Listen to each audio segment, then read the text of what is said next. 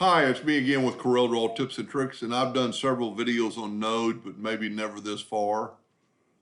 If you have a line and you double click on the line with the pick tool, you get the shape tool. So if we go to the pick tool, double click on the line, you get the shape tool. If you hit your space bar, you get the pick tool back. But if you double click on it, you get the nodes. You can see the nodes. There are basically three types of nodes. This is the cusp, and you can tell by the shape. This is symmetrical, you can tell by the shape, and this is the smooth node.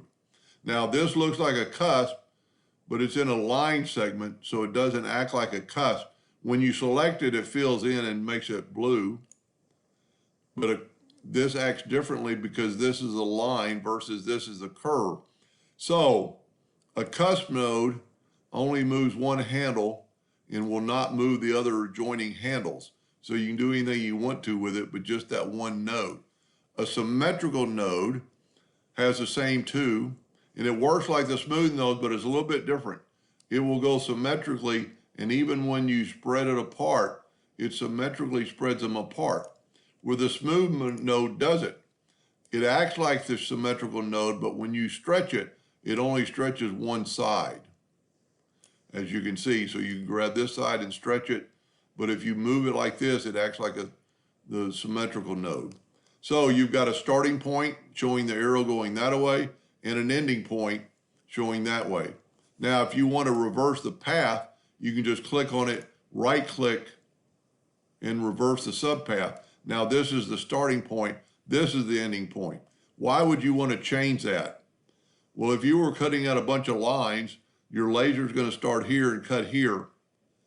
If you have the starting point here, then to go to this node, it's going to have to jump from there to there. This way, it's going to start here, cut all the way around, and then stop and jump, and then cut this line.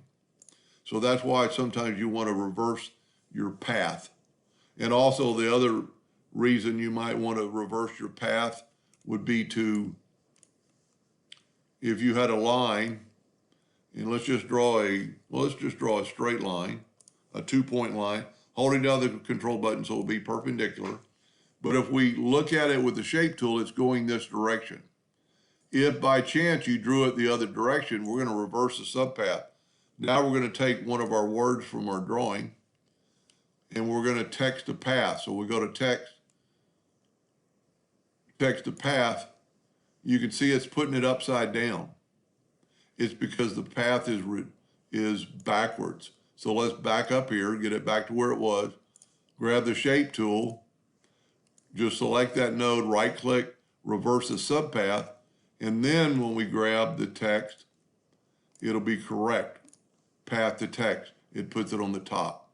Because it's going like from this side to this side. Anyway, I hope that helped a little bit, and thank you for watching.